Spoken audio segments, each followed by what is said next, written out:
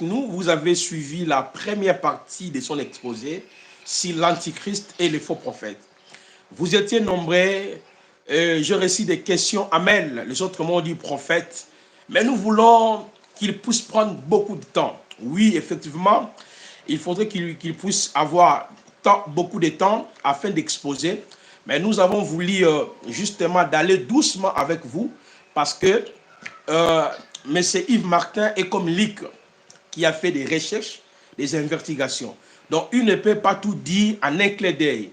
Il faudrait un temps qu'il marche en pas de caméléon et jusqu'à ce que nous serons éclairés. N'hésitez pas si vous avez des questions, veuillez envoyer vos questions. Nous sommes en train de parler sur la bête ou les faux prophètes. Alors, je dirais aux frères et sœurs de partager, de commenter, d'inviter les autres. Monsieur Yves Martin, bonsoir. Oui, bonjour. Bonjour, Placide. Vous allez bien? Ça va, merci. Très bien. Voilà, nous avons suivi la première partie. Je vous laisse suffisamment le temps avant que vous puissiez continuer là où vous vous êtes arrêté. Mais je souhaiterais, si cela est possible, vous puissiez, n'est-ce pas, faire un résumé rapidement Ok. pour permettre aux frères et aux sœurs qui nous ont rejoints seulement ce soir de pouvoir aussi comprendre ce que nous sommes en train de cogiter avec vous. À vous la parole. Voilà. Je vous remercie. Puis c'est avec beaucoup de joie que je partage ces choses avec vous. Donc, alors, la semaine dernière, nous avons vu la bête d'Apocalypse, chapitre 13, verset 11, qui s'appelle, dans Apocalypse 19, verset 20, le faux prophète. Nous avons vu que cette bête est soumise à la première. Et donc l'objectif, c'était de la découvrir et de rechercher si on pouvait la trouver dans le livre de Daniel, parce qu'en général, le livre de l'Apocalypse et de Daniel sont très liés, et ce personnage s'y trouve certainement. En tout cas, ça a été ma démarche. Alors, nous avons vu que l'expression la bête qui monte, nous la retrouvons aussi sur la première bête au verset 1, celle qui monte de la mer. Ça veut dire elle rentre en scène dans l'histoire. Nous avons vu qu'elle a deux rois, c'est parce que cette bête, puis je vis monter de la terre une autre bête qui avait deux cornes semblables à celles d'un agneau et qui parlait comme un dragon. Donc cette bête a deux cornes, c'est-à-dire deux rois dans les prophéties. Après, elle est semblable à un agneau. Donc on a cherché dans la Bible un animal semblable à un agneau et nous avons vu à plusieurs fois, notamment avec le sacrifice d'Isaac, que voici l'agneau pour l'Holocauste, et en fait c'était un bélier. Et pareil, c'est repris avec Jean-Baptiste par exemple, où en fait l'animal qui est semblable à un agneau, c'est un bélier. Après, nous avons vu que cette bête monte de la terre dans Apocalypse, et nous avons vu dans Daniel 8, parce que nous avons trouvé cet animal dans Daniel 8, c'est-à-dire un bélier qui a deux cornes, qui a deux rois, et dans Daniel 8, il est mis à terre et piétiné. Et dans Apocalypse, on voit que cette bête monte, c'est-à-dire qu'en fait, après avoir été piétiné, donc on a eu aussi l'expression de mettre sous les pieds par rapport au psaume 47, verset 3, je crois. Ça veut dire être soumis à un autre animal, enfin, ou à quelqu'un. Voilà. Donc en fait, après, on a vu aussi que ce royaume parle comme un dragon, et c'est normal parce qu'en fait, il est animé par l'esprit d'un faux prophète. Après, on a vu qu'elle séduit, c'est-à-dire que son message est accepté comme un message venant de Dieu par beaucoup, puisque c'est un faux prophète, donc il y a un aspect séduction. Après, elle oblige, on a vu, elle oblige les habitants de la terre. Après, si on suit le chapitre 13, on voit qu'elle tue les gens qui veulent pas prendre la marque de la bête, etc. Donc, elle a la possibilité de faire tomber le feu du ciel. Dans les Écritures, le feu du ciel, ça peut être synonyme de pas mal de choses, mais on s'est surtout attardé sur le passage de Luc, chapitre 9, verset 54, où les disciples demandent à Jésus de faire tomber le ciel sur les Samaritains qui ne voulaient pas accepter leur message. Et bien sûr, la bête, c'est un royaume, c'est-à-dire que c'est un pays et c'est pas une entité autre. C'est-à-dire que les bêtes, on a vu avec Daniel, par exemple, où le quatrième animal, c'est un quatrième royaume, etc. Donc, un royaume, là, une bête, c'est un royaume. Et c'est pas, par exemple, une personne. Donc, alors, en conclusion, on peut dire que c'est un royaume qui est associé de deux pays, qui ont deux rois. C'est le bélier que nous avons trouvé au chapitre 8 de Daniel, qui dans Daniel est mis sous les pieds de l'autre. Puis, dans Apocalypse, il se relève, c'est-à-dire qu'il revient, il vient dans l'action. Il est animé par l'esprit d'un faux prophète. Il agit avec violence pour imposer sa foi. Il séduit aussi à cet aspect séduction et il est capable de faire tomber le feu du ciel, c'est-à-dire pour détruire, c'est-à-dire que c'est une puissance qui, quand elle se mettra à l'action, elle sera capable de détruire avec un feu, on pourrait dire, avec une justification qui vient de Dieu. Voilà. Donc alors là aujourd'hui, je peux vous dire qui c'est, puisqu'on a tourné C'est vraiment, c'est ce que nous attendons pour Voilà. ce soir, qui Alors est on a vu, cette bête-là. Voilà. voilà. Alors on a vu dans Daniel 8 que la vision concernait la fin. Et donc au verset 3 et plus, 4, etc., 6, 7, et verset 20, où Daniel va dire ce que Gabriel lui a dit, c'est-à-dire que en fait, c'est l'association de la Turquie et de l'Iran. C'est-à-dire que le faux prophète dans la Bible, c'est ces deux pays qui vont monter et qui porteront un islam radical et qui seront les principaux, on va dire. Là, je vais pas on n'a pas beaucoup de temps, je crois, aujourd'hui, donc on ne va pas m'attarder aujourd'hui, mais ce sera particulièrement cette puissance qui, en tout cas au début, va persécuter le peuple de Dieu. Après, dans la deuxième partie, on le voit, là je m'avance un peu, au chapitre 8, verset 10 de Daniel, on voit que c'est la petite corne, c'est-à-dire c'est la bête qui monte de la mer, qui va avec la petite corne, qui va persécuter le peuple de Dieu. Donc il y a deux temps. Voilà. Donc, si vous pouvez revenir un peu avant d'aller, parce que vous nous avez dit, selon Apocalypse 13, le verset 1er jusqu'au verset 9, il y a la première bête, la bête Oui. qui monte de la mer. Et vous nous avez dit, selon Apocalypse 13, verset 9 à 18, il y a la bête qui monte de la terre, qui est le faux prophète. Maintenant, vous nous avez dit que la bête là, qui est le faux prophète, a deux cornes. Maintenant, qui est d'abord cette bête-là, qu'on appelle le faux prophète, comme vous avez expliqué selon Apocalypse 19, le verset 21. Maintenant, le deux cornes là, tu dis, ça représente quel pays? Si vous pouvez revenir pour que nous Alors, puissions être éclairés. ça on l'a vu dans le livre de Daniel au verset 20, c'est-à-dire c'est le bélier que tu as vu. Le bélier que tu as vu, qui a des cornes, et en fait c'est mal traduit, mais les cornes, ce sont le roi de la Médie et de la Perse. Ok.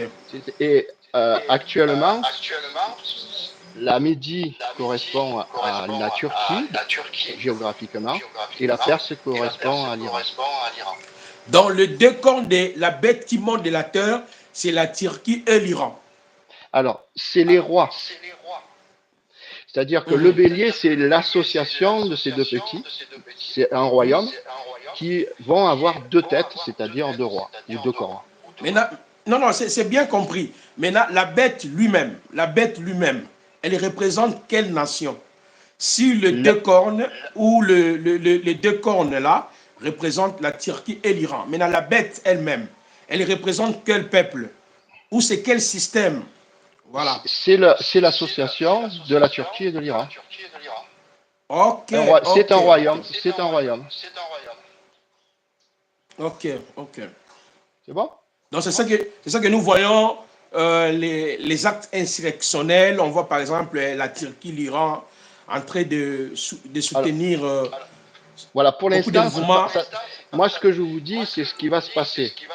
Là, Ok, avant que ces choses arrivent, là, on voit au chapitre 8, par exemple, il y a deux royaumes qui vont s'affronter, deux nations, et dans Matthieu 24, c'est dit une nation s'élèvera contre une nation.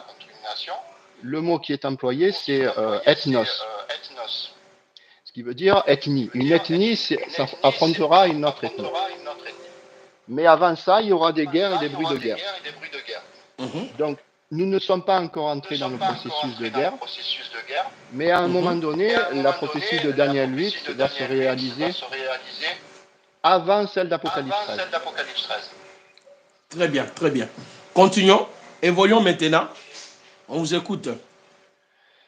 Alors, donc ce royaume portera un islam radical. Voilà. Alors, par rapport à ces... Il faudrait que je prenne beaucoup de temps. Hein. Je vais suivre un processus, tant pis si on voit pas tout. Non, vous avez le temps, vous avez suffisamment de temps. C'était juste parce que les gens qui nous suivent, moi je me place, n'est-ce pas, c'est-à-dire je me place, je suis comme un téléspectateur. Je dois travailler de sorte que ceux qui nous écoutent puissent mieux comprendre. Tout à fait. Voilà, parce qu'il y a des interprétations mitigées au sujet de la bête. Alors maintenant, vous évoluez et nous vous écoutons. Voilà. Vous venez déjà de préciser. Je vous ai donné... Voilà. Je ne suis pas du style à inventer des choses. Je vous dis une bête, dans la Bible c'est un royaume, les rois c'est des cornes ou des têtes, etc. J'essaie de rester rigoureux. Après, des fois, je risque de donner une interprétation personnelle et je vous en parlerai. Je dirais, pour moi, il va se passer ça, etc. Mais je vous informerai de ces choses-là. Donc, dans Daniel 8, on voit il y a une corne qui va s'élever en premier et l'autre sera plus grande après. Alors, selon moi, hein, si la chronologie est respectée de Daniel 8, il devrait d'abord y avoir le roi Mède qui monte, c'est-à-dire la Turquie. Et après, la puissance qui devrait accompagner cette association-là, ça devrait être la Perse qui devrait être beaucoup plus forte. Donc on peut s'attendre, je veux dire, dans un avenir proche, à avoir la Turquie qui peut avoir sur la scène internationale une position importante. Après, on peut spéculer pas mal de choses. Je ne peux pas trop m'avancer là-dessus. Mais par exemple, vous voyez, par exemple, le peuple arménien peut être une des premières victimes. Mais c'est une spéculation à ce niveau-là. Alors, ce qu'on voit dans Daniel 8, c'est que ça, c'est important. Dans Daniel 8, on voit que le bélier, dans sa conquête, il fait ce qu'il veut vers l'Occident, vers le nord et le midi. Alors, pour moi, ça, c'est hors Bible. Je vous donne mon avis. Quand on est en Turquie, l'Occident, c'est l'Europe. Et le nord, c'est la Russie. Et le midi, c'est l'Arabie Saoudite. D'ailleurs, on a un passage, c'est vers le midi. On a dans Matthieu 21, verset 42, on a la reine du midi se lèvera au jour du jugement avec ses générations et la condamnera. C'est-à-dire qu'on voit que là, ce dont il est parlé, la reine du midi avait son royaume au sud de l'Arabie Saoudite, et certainement que le roi du midi, c'est l'Arabie Saoudite dont parle de Daniel là, à ce moment-là. Mais la priorité de ce bélier, du faux prophète, c'est l'Europe. Et ensuite, au nord, la Russie. Et moi, ça fait longtemps que je suis là-dessus et que j'ai découvert ces choses, et j'en ai parlé dans mon église, et je n'ai pas été entendu. Et je leur ai dit, avant que les événements, notamment avec la Russie, se déclenchent, j'avais demandé à avoir une audience avec les responsables et tout, pour leur dire, il va y avoir un problème avec la Russie et l'Europe, et il faut absolument qu'on puisse se pencher sur les prophéties pour faire on peut réduire, vous voyez par exemple l'exemple de Joseph dans sa vie, il a pu influencer l'histoire, c'est-à-dire réduire les conséquences négatives que la prophétie avait annoncées. Et ça, il faut être conscient, c'est-à-dire que la prophétie nous permet de nous préparer psychologiquement, mais aussi parfois matériellement. Donc, on a, par exemple, nous, le peuple de Dieu, par la prophétie, on peut influencer, par exemple, des dirigeants politiques pour, voyez, essayer de maintenir des bonnes relations avec certains, être plutôt méfiant avec d'autres, etc. Et voilà. Donc ça, pour moi, je vois la période de bruit de guerre et de guerre qui doit d'abord se réaliser. Et Jésus dit que c'est nécessaire que ces choses arrivent avant que les deux ethnies s'affrontent et que les deux royaumes s'affrontent. Il faut que ces choses d'abord arrivent. Et pour moi, un conflit entre l'Europe et la Russie, entre autres, en font partie. Parce que pour que le bélier, cette association de ces deux pays puissent faire ce qu'ils veulent, rentrer en Europe et en Russie comme ils veulent, il faut certainement que ces deux pays, que ces deux, l'Europe et la Russie, se soient d'abord, comment dire, étaient rentrés en conflit. Ça, c'est pas biblique, ce que je viens de vous dire. C'est une réflexion personnelle, mais j'y crois quand même pas mal. Alors, donc, je vous ai parlé du roi de Midi, qui est, à mon avis, confirmé par Jésus, hein, qui parle que la reine du Midi, c'est donc l'Arabie Saoudite. Notons également que Nabonide, c'était le père de Belshazzar, le roi de Babylone, vivait en Arabie depuis probablement une dizaine d'années avant sa chute, apparemment, d'après les historiens. Et il avait laissé le royaume à son fils. Et lui, il adorait le dieu Sin, c'était le dieu de la lune en Arabie. Voilà. Alors, par rapport à ce que je vous dis, c'est toujours, et en général, de ce qu'on vous raconte, essayez de voir si les personnes sont, comment dire, rigoureux par la parole de Dieu et ne se servent pas de quelques versets pour faire monter toute une histoire. Il faut que les choses soient confirmées. Et donc, par exemple, cette approche, au chapitre 8, verset 2, Daniel se voit, lorsque j'eus cette vision, il me sembla que j'étais à Suse, la capitale dans la province d'Élam. Pendant ma vision, je me trouvais près du fleuve Oulaï. Voilà. Donc là, Daniel se voit en Élam. C'est-à-dire, c'est le noyau de départ de Cyrus, qui après va prendre toute la Perse et la Médie, etc. Et il va aller jusqu'en Inde. Et donc ce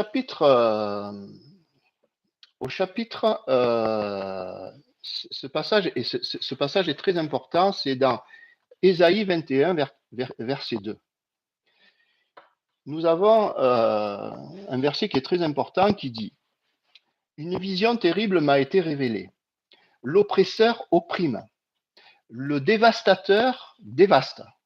Monte Élam, assiège Médie. Je fais cesser tous les soupirs. C'est pourquoi mes reins sont remplis d'angoisse. Des douleurs me saisissent comme les douleurs d'une femme en travail, les spasmes d'une femme dans les douleurs de l'enfantement. C'est-à-dire que là, il nous est parlé d'un oppresseur, du dévastateur, qui est Monte Élam, assiège Médie. Et qui est ce dévastateur dans la Bible? Vous voyez, parce que dans Matthieu 24, Jésus nous dit: cette bonne nouvelle du royaume sera prêchée dans le monde entier pour servir de témoignage à toutes les nations. Alors viendra la fin. C'est pourquoi, lorsque vous verrez l'abomination de la désolation, dont a parlé le prophète Daniel, établi en le ciel, que celui qui lit fasse attention. Alors que ceux qui sont en Judée fuient dans les montagnes. Malheur aux femmes qui seront enceintes et à celles qui allaiteront en ces jours-là. Vous voyez, on retrouve la même notion dans Matthieu 24 et aussi dans Luc où c'est dit: lorsque vous verrez Jérusalem investie par des armées, sachez que sa désolation est proche. Donc, pour moi, je sais que cette approche je sais tout le monde ne sera pas forcément d'accord avec ça, mais ça nous laisse présager des choses parce que le dévastateur, c'est le bélier, c'est l'association de la Turquie et de l'Iran à la fin des temps. Nous avons la notion de cette femme en travail. Ça va se passer dans les douleurs de l'enfantement. Cette notion, nous la retrouvons dans Apocalypse 12, mais dans Jérémie, dans plein d'endroits. Dans Daniel aussi, c'est quelque chose qui est très important. En fait, ça sera la nouvelle alliance qui apparaîtra. Voilà. Après, j'avais une autre confirmation à vous donner par rapport à ces choses. C'est dans Jérémie 3,17. Il est dit, en ce temps-là, on appellera Jérusalem le trône de l'Éternel. C'est-à-dire que le trône de l'Éternel, c'est Jérusalem. Et vous voyez, c'est ça qui est là, ce passage est important parce qu'il dit que le trône de Dieu, c'est Jérusalem. Et dans Apocalypse 5, qu'est-ce qu'on voit? On voit par exemple, du trône de Dieu sortent des voix. C'est-à-dire qu'en fait, Dieu est assis sur son peuple. Nous, on a l'image d'un Dieu sur un trône, etc. Mais en réalité, la Bible nous enseigne une autre vision des choses. C'est-à-dire que Dieu est assis sur son peuple. Il est porté par son peuple. Et c'est ce que Jésus dit, que ton règne vienne. Vous voyez, que tu sois porté, que Dieu soit porté sur son peuple. Voilà. Alors, là, je ne vais pas le prendre. Alors, nous avons plusieurs moments où Dieu s'assoit sur son trône. Nous l'avons dans Apocalypse 5, où au début de l'histoire, au moment où le livre de scellé va s'ouvrir, donc nous avons l'Ancien des Jours qui est assis sur son trône, au verset 5. Et après, nous l'avons aussi la même scène au chapitre 11, versets 15 à 17, où là, c'est le jugement des morts et des restants vivants, où Dieu rentre dans son règne et s'assoit sur son trône. Donc ça, et ces deux périodes correspondent. Au chapitre 5, on voit que toute la terre entière, ce qui est sur la terre, sur la mer, etc., adore Dieu, c'est-à-dire qu'il est établi comme roi, et après aussi à la fin.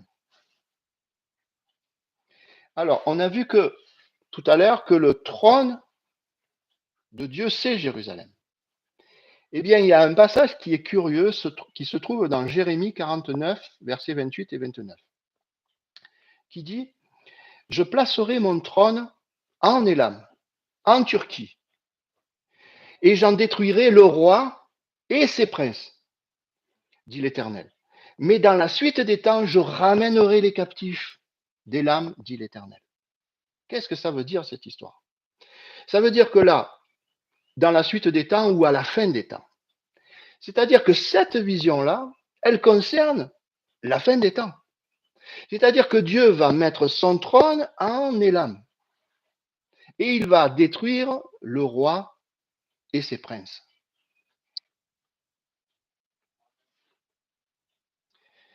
Alors là, je vous avais demandé la dernière fois, la première fois que nous avons eu notre entrevue, de regarder justement en Élam, à Suse. Aujourd'hui, ça s'appelle le Kouzistan, mais vous pouvez taper sur Google Maps, vous tapez Iran-Suse et vous allez tomber sur la ville de Suse. Et là, vous verrez, il y a le palais de Darius. Et vous zoomez à gauche du palais et vous allez tomber. Alors, on n'a pas la possibilité de faire comment dire, par rapport à l'écran. Vous allez tomber sur ça. Je ne sais pas si vous voyez. Donc, voilà. Vous allez tomber sur, il y a le palais de Darius, et à gauche, proche d'une rivière, vous avez le tombeau de Daniel. Alors, je vais cliquer dessus pour vous montrer à quoi ça ressemble. Alors, il est proche d'une rivière. Euh, voilà. Vous voyez, ça, c'est. Mais je vous laisserai aller le voir. Ça, c'est le tombeau de Daniel qui se trouve à côté de la rivière. Ça s'appelle la Chaour aujourd'hui. Mais et dans le texte, c'est Oulai. Parce qu'en fait, dans le texte de Daniel 8, Oulai, ça veut dire en hébreu chef puissant, puissant. Voilà. Donc en fait, là, nous voyons euh, que Dieu va établir son trône ici, en Élam. Et il en chassera euh, le roi et ses princes ou ses chefs. Alors, le mot qui est traduit c'est traduit par capitale. C'est le mot bira en hébreu au chapitre 8, verset 2. C'est traduit par capitale, palais, Si vous temple pouvez ou... revenir sur, s'il vous plaît, si Oui, vous pouvez oui, revenir sur l'image là, que oui, ça coupe. Alors, je vais me remontrer. Si, là, on a perdu Placide. Voilà. Donc là, vous voyez, alors il y a d'autres photos. À l'intérieur, il y a un sarcophage. Alors, honnêtement, je ne sais pas si c'est vraiment le tombeau de Daniel, mais c'est c'est en tout cas ce que pense, c'est ce qu'on pense en Iran et je dirais c'est une image, c'est pas grave. Mais ce que je veux dire, c'est que Daniel, dans la vision au chapitre 8, à la fin des temps, il se voit là-dedans, dans son bon tombeau, au bord d'une rivière. Voilà, ça c'est la première interprétation. Après, dans les prophéties, il faut creuser. Ça veut dire, il y a des choses beaucoup plus profondes. Voilà. Alors là, on n'a plus Placide, donc je ne sais pas si je parle dans le vide, mais je vais continuer. Mais nous avons aussi quelque chose qui est intéressant au chapitre, dans l'Apocalypse, où c'est dit au chapitre 2, il nous est parlé de Pergame. C'est une des 7 villes où où Jean a envoyé une lettre. Et au chapitre 2, verset 12, c'est dit, écrit à l'ange de l'église de Pergame, voici ce que dit celui qui a l'épée aiguë à 2 tranchants. Je sais où tu demeures, je sais que là est le trône de attends Satan. un peu, attends un Oui, peu. Est-ce que tu peux, parce que j'avais eu un petit souci avec la connexion, si vous pouvez revenir sur, ah, ça recoupe encore. donc c'est là où j'étais coupé. Voilà. Donc c'est là où j'étais coupé. Voilà, ça c'est le tombeau de Daniel qui se trouve à Suse contre une rivière. Alors que le palais de Tarus se trouve sur les hauteurs et il n'y a pas de rivière. Voilà.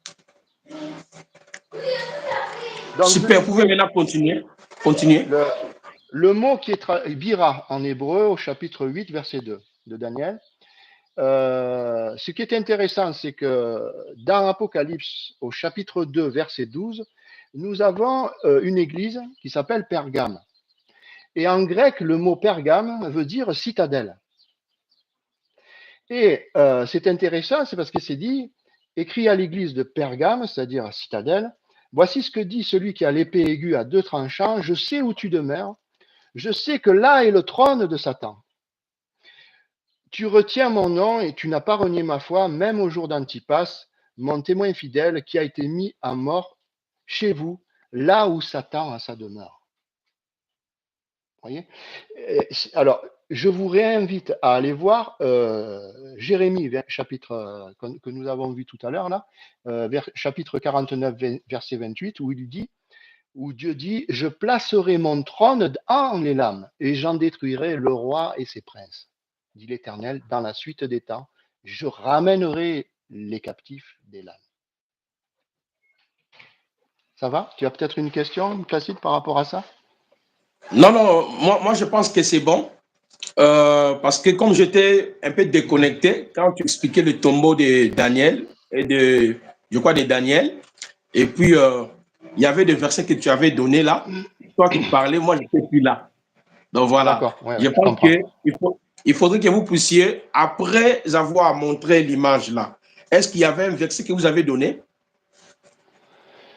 On est resté dans Jérémie, chapitre 49, et pour voir où Dieu a mis son trône. Et puis là, on est parti sur Apocalypse. On a parlé de Pergame, qui veut dire citadelle en grec. Et on voit que c'est là où Satan a sa demeure. Et en Élam aussi, on voit que Dieu va établir son trône là, et il en chasse le roi et ses princes. C'est-à-dire, pour moi, les deux Très bien. princes, ces princes, c'est les deux cornes du bélier, qui sont en Daniel, en Élam.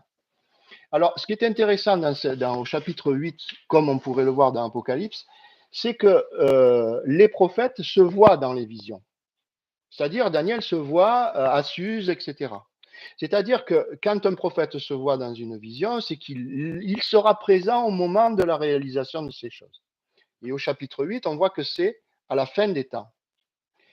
Et donc, on a par exemple des exemples de cela, de ce que je vous dis, avec le panetier et les chansons du temps de Joseph, quand il était enfermé en prison. Ils ont fait un rêve, tous les deux, et en fait, ils ont vu trois pains sur la tête, etc. Et en fait, il y en a un qui, au bout de 3 jours, il a retrouvé ses honneurs et l'autre a été décapité. Donc, on voit que quand quelqu'un rêve de soi, eh bien, les choses, lui, il est concerné. On le voit aussi avec Pharaon, qui a le songe des 7 vaches grasses et maigres. En fait, dans le songe, au chapitre 41, verset 17, c'est dit dans mon songe, voici, je me tenais au bord du fleuve et voici cette vache grasse. Vous voyez ça? Voilà. Donc, Daniel, quand il se voit au chapitre 8 dans la vision, c'est qu'il sera acteur au moment où ces choses arriveront. Et qu'est-ce qu'on voit donc au chapitre 8 de Daniel? On voit que au verset 3, il lève les yeux. Et devant lui, il voit le bélier avec 2 cornes. C'est-à-dire que, je vous dis ce que je pense, Daniel en réalité se voit dans son tombeau et il se voit dans la vision lever les yeux et à ce moment-là, devant lui, au moment où quelque part son livre se réalisera, il verra devant lui le bélier avec 2 cornes. Et il y a aussi d'autres choses dans ce chapitre 8.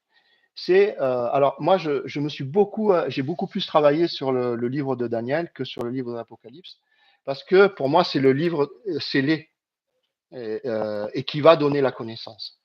Donc au début, j'étais plutôt sur l'Apocalypse. Je me disais, c'est plus passionnant, ça fait plus. Mais avec le temps, je me suis aperçu je suis tombé amoureux de ce livre déjà. J'étais chaque fois accroché à ce livre et après j'ai compris l'importance de ce livre. Alors, il y a aussi au chapitre 8, verset 5, pour ceux parce que je pense que les gens qui te suivent, ils ont un bon niveau. Ces choses-là, je ne peux pas, comment dire, beaucoup de gens trouvent ça difficile, mais au chapitre 8, verset 5, en fait, le mot apparaître, c'est traduit par je regardais. En fait, ça est au ifil. C'est-à-dire, le ifil, ça veut dire en hébreu, je fais faire. C'est-à-dire, en fait, je fais regarder, ou j'enseigne, comment j'ai marqué, euh, il fait apparaître. Vous voyez, en fait, je prophétise, j'annonce jusqu'au moment où le bouc arrive. C'est-à-dire que là, Daniel se voit dans la vision en train de prophétiser, en train de faire regarder, quand tout à coup, ce qu'il a annoncé arrive. Vous voyez, comme Pharaon qui se voit assis au bord du fleuve et il voit les vaches qui sortent du fleuve. Joseph, il a su, quand Pharaon lui a raconté son songe, il a su que ça viendrait pas. Non, ça viendrait de son temps. Ce sera de son temps que ces choses se réaliseront. Parce qu'il se voit dans la vision. Voyez. Alors, je vais vous donner encore une confirmation de ces choses. Ça se trouve au chapitre 2, dans la vision de Nebuchadnezzar. Dans la conscience collective, en tout cas dans mon église, on se dit, le quatrième, quand on voit la statue, la quatrième partie de la statue, c'est le quatrième royaume, c'est Rome. Et après, on se dit que la pierre va tomber sur les 10 doigts de pied, qui est en gros l'Europe et ce qui va arriver après. Et voilà, vous voyez, et en fait, la pierre va tomber sur cette entité. Eh bien, ça, c'est un mythe. Vous voyez, ça, c'est par exemple, c'est ce qu'on enseigne dans mon église, l'église adventiste, avec qui j'ai de bonnes relations avec mes frères et qui, pour moi, comme Luther, ça restera ma famille. Hein, voilà. Tout en n'adhérant pas à tout, bien sûr. Et je dirais même, il faut être critique, particulièrement dans les religions où on se trouve, parce qu'on peut en perdre cet esprit béréen d'analyser toute chose et de retenir ce qui est bon. Donc, dans Daniel 2, au verset 33 et 34, c'est écrit autrement les choses. C'est-à-dire que c'est dit, ses jambes étaient de fer, ses pieds étaient en partie de fer et en partie d'argile. Je regardais lorsqu'une pierre se détacha sans le secours d'une main, frappa les pieds de fer et d'argile. C'est-à-dire que les jambes étaient de fer. Et la pierre ne tombe pas sur les orteils de la statue, mais sur les pieds. Voyez comment l'histoire est différente de ce qu'on a pu me enseigner. C'est-à-dire que là, les jambes, c'est-à-dire après l'Empire romain, nous avons l'Empire qui se divise en deux parties. Nous avons d'un côté, en 476, l'Empire romain qui tombe, avec l'Europe qui va se créer d'un côté, qui va former environ 25 pays dans la réalité. Et de l'autre côté, vous avez l'Empire d'Orient qui va durer à peu près 1000 ans plus tard. Et au bout de ces choses, eh bien, nous avons l'Occident, quelque part, qui s'est formé avec les valeurs chrétiennes.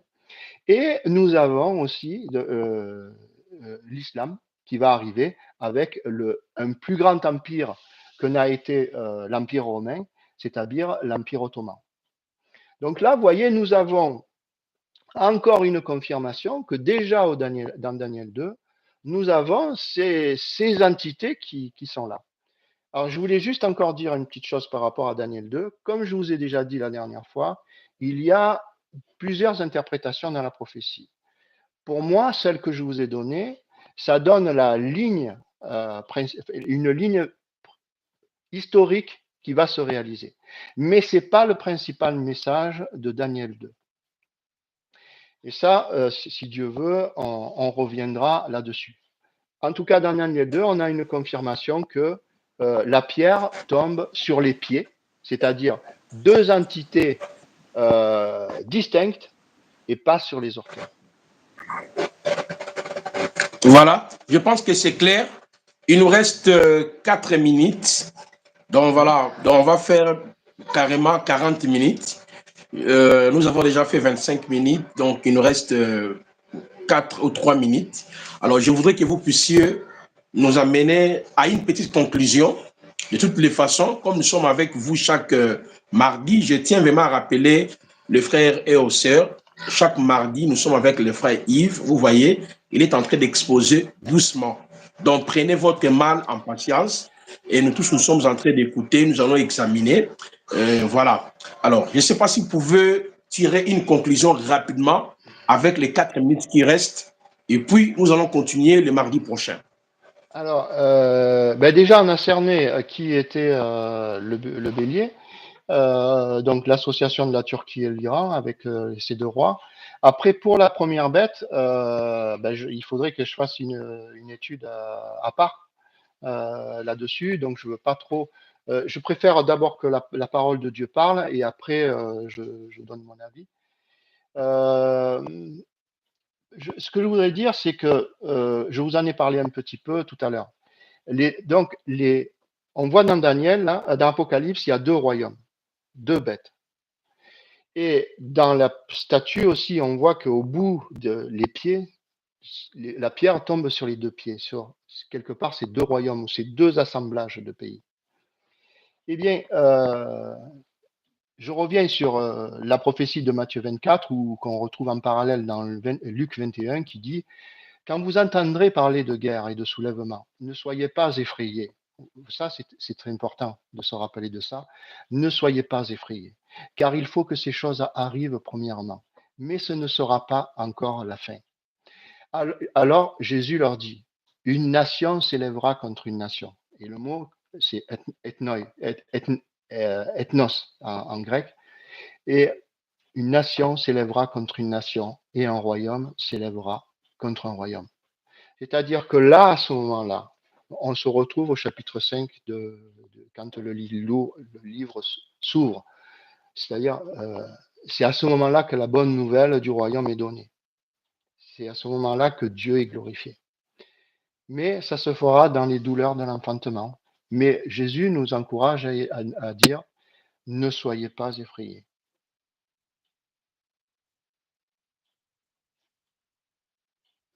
Voilà. Après, j'avais marqué, donc dans Apocalypse 13, les deux royaumes sont en harmonie. Cependant, il y en a un qui est soumis à l'autre. Et c'est ce que nous avons vu dans Daniel. Quand le bélier intervient, il le met sous ses pieds, il le soumet. Et on voit que le faux prophète, la deuxième bête, est soumise à la première. Et d'ailleurs, dans Apocalypse, là, je ne vais pas vous en parler peut-être, ce faux prophète va faire une image à la bête, entre autres. Et il va faire que tout le monde, toute la terre adore la première bête dont la blessure avait été guérie. Et donc ça, je vais pas, puisqu'on n'a pas le temps, je ne vais pas m'attarder là-dessus. Mais soit la semaine prochaine, on peut continuer un peu sur pour ce que c'est l'image de la bête, pour savoir qu'est-ce qu'elle va faire sur la première. Moi, je pense que ça serait pas mal. Que je puisse répondre si tu peux avoir des questions, tu vois, sur ce qu'on a vu, sans trop anticiper, parce que sinon on va courir après plein de lièvres, quoi. Je peux répondre à beaucoup de questions, même si c'est hors de ça, mais Oui, oui. Non, moi je pense qu'il faudrait que nos frères et nos sœurs se calment. D'abord, nous avançons. Vous voyez, parce oui, que voilà. vous exposez tellement bien. Il faut d'abord écrire, noter. Alors, il y aura une émission spéciale. Là, je vais poser vos questions à mon frère Yves Martin. Il sera en train de répondre aux différentes questions. On a vu aussi des réactions de certaines personnes déjà dans les commentaires. Alors, le faux prophète et la bête. Donc, une fois que M. Yves va finir son étude sur la première bête et la deuxième bête, alors il y aura une émission spéciale. Là, je vais prendre des questions, je vous pose des questions, tel frère a posé telle question et vous répondiez. Donc voilà. Donc je dirais ceux qui ont des questions, n'hésitez pas. Posez vos questions. Il ne faut pas tout rejeter. Vous écoutez, vous examinez. Parce qu'il est en train, au fait, de faire sa démonstration et lié beaucoup plus dans la parole. Vous voyez, il n'est pas vraiment dans le verbiage. Il sait de rester dans la parole par rapport à ce qui est écrit. Et lorsqu'il même il touche la typologie, c'est toujours dans la parole. Alors, si vous avez des questions, n'hésitez pas, écrivez vos questions. Il y aura une émission spéciale pour que nous puissions répondre. C'est-à-dire, M. Yves va pouvoir répondre aux différentes questions. Alors, M. Yves, nous vous remercions énormément. Nous arrivons déjà à la fin.